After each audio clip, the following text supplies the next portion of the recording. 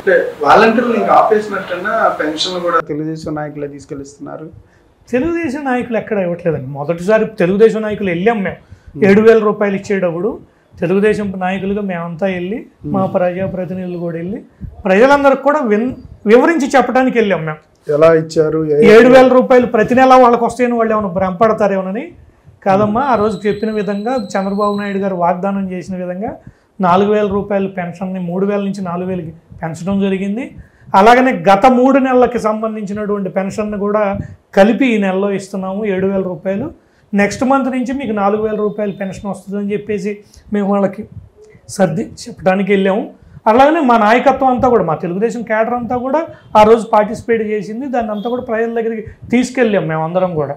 దాన్ని అంతవరకే మాత్రం అంతే. వాళ్ళకి బాధ్యతలు ఉంటాయా తర్వాత వాళ్ళు సేవలు ఎవరైతే క్వాలిఫైడ్ ఉన్నారో ఎవరైతే ఈ రాష్ట్ర ప్రభుత్వానికి ఉపయోగపడతారో అంటే రాష్ట్ర ప్రభుత్వం మీన్స్ ఈ ఉద్యోగం ఫలానా వ్యక్తి క్వాలిఫైడ్ ఉన్నాడు, ఇతను ఏదన్నా కాంపిటేటివ్ ఎగ్జామ్ పెడితే ఆ ఎగ్జామ్లో పాస్ అవ్వగలుగుతాడు, ఇతను నిజంగా క్వాలిఫైడ్ అనుకున్నప్పుడు తప్పనిసరిగా అతన్ని ఎక్కడో చోట మేము అకామిడేట్ చేస్తాం.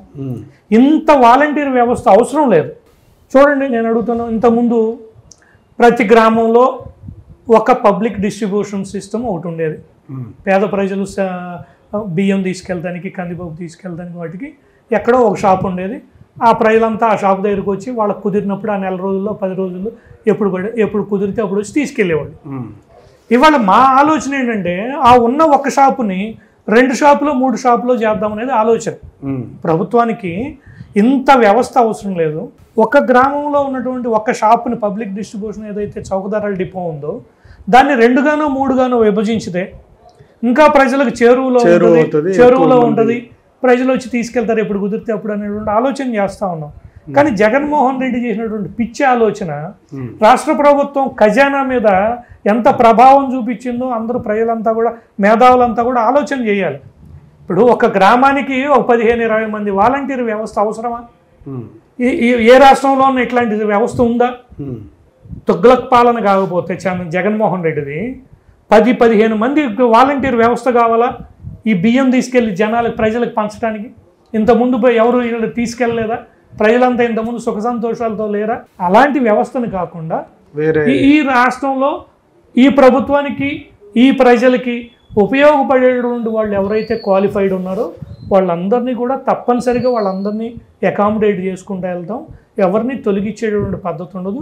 తొలగించబడ్డారు అంటే వాళ్ళ క్వాలిఫైడ్ కానట్లే. జగన్మోహన్ రెడ్డి సైన్యం కింద లెక్క. ఇప్పుడు 10th క్లాస్ చదువుకున్నోడికి ఏదో ఒక ఫేక్ సర్టిఫికేట్ పెట్టు లేకపోతే ఇంకోటి ఏదో పెట్టి నువ్వు ఒక అకామిడేట్ చేసి ఇప్పుడు జగన్మోహన్ రెడ్డి చేసింది కూడా ఆలోచించండి. ప్రజలంతా కూడా 50 ఏళ్లకు ఒక వాలంటీర్ని ఇచ్చాడు. ఎందుకు ఇచ్చాడు? 50 ఏళ్లకు ఒక వాలంటీర్ అవసరమా? 50 ఏళ్లలో జరుగుతున్నటువంటి చరిత్ర, ప్రతి ఇంట్లో ఎవరు ఏంటి, వాళ్ళ ఆస్తులు ఏంటి, వాళ్ళ పిల్లలు ఎక్కడ చదువుతున్నారు, లేకపోతే మొగుడు పిల్లలు కలిసి ఉంటున్నారా, మొగుడు పిల్లలు విడిపోయి ఉంటున్నారా, ఇట్లాంటి ఎన్ని ఇన్ఫర్మేషన్ తీసుకోవడానికి వ్యవస్థను క్రియేట్ చేశాడు. అవసరమా? ఒక 50 ఏళ్లకు ఒక వాలంటీర్ అవసరమా? ప్రజలంతా ఆలోచించండి. అతనికి 20,000 30,000 జీతం అవసరమా? ఈ జీతం ఈ డబ్బులన్నీ ఎక్కడ తీసుకొచ్చి ఇవ్వాలి? మామూలుగానే మనం లోటు బడ్జెట్లో ఉన్నటువంటి రాష్ట్రం, విడిపోయినప్పుడు 16,000 కోట్ల రూపాయల లోటు బడ్జెట్లో ఉన్నటువంటి రాష్ట్రంలో రెవెన్యూను పెంచుకుంటా ఈ లోటు బడ్జెట్లోంచి బయటకు వచ్చి ఈ రాష్ట్రానికి అభివృద్ధిని బాటను చూపించాల్సినటువంటి జగన్మోహన్ రెడ్డి గారు చంద్రబాబు నాయుడు గారు ప్రారంభించినటువంటి అభివృద్ధి కార్యక్రమాలన్నీ తొక్కిపెట్టేసి పిచ్చి తుగ్లక్ చేష్టలు చేసుకుంటా వాలంటీర్ వ్యవస్థను తీసుకొచ్చి ప్రతి గ్రామంలో 10,000-15,000 రూపాయలు 15 మందిని వాలంటీర్లను తయారు చేసి వాళ్ళకి మినిమం 5,000 వేసుకోండి. వాళ్ళు ఇచ్చింది 5,000 వేసుకోండి. కొంతమందికి 5,000 అంటే 10,000-50,000 రూపాయలు సంవత్సరానికి నెలకి భారం పడిందిగా ఆ గ్రామం మీద, రాష్ట్ర ఖజానా మీద గ్రామం పడింది కదా. ఆ గ్రామంలో నెలకి 50,000 రూపాయలు రెవెన్యూ వచ్చేటువంటి పరిస్థితి ఏమైనా ఉంటుందా? ఆ డబ్బులన్నీ ఎక్కడి నుంచి తీసుకొచ్చి వాళ్ళ అప్పులు చేసి ప్రజల నెత్తి మీద రుద్దటమే కదా. అంత అవసరమా? ఈ దేశంలో ఏ రాష్ట్రంలో అన్నా ఉందా ఇట్లాంటి వ్యవస్థ? ఇట్లాంటి వ్యవస్థ అవసరం లేదు. ప్రజలందరికీ దగ్గరలో అందుబాటులో ఏదైనా పని అడిగితే ఆ పని చేసేటువంటి వ్యవస్థను కల్పించగలగాలి. అంతేగాని ఇంట్లో సర్వేలు చేయటం, రీసర్వే పేరిట ఆ మిగులు భూములు ఏమున్నాయో ట్రేస్ అవుట్ చేయటం, ఆ మిగులు భూములన్నీ కొట్టేయటానికి, ప్రభుత్వ భూములన్నీ అమ్మేయటానికి జగన్మోహన్ రెడ్డి చేసినటువంటి రీసర్వేనే తప్పించి అది ఏ ప్రజలకు ఉపయోగపడనటువంటి సర్వే.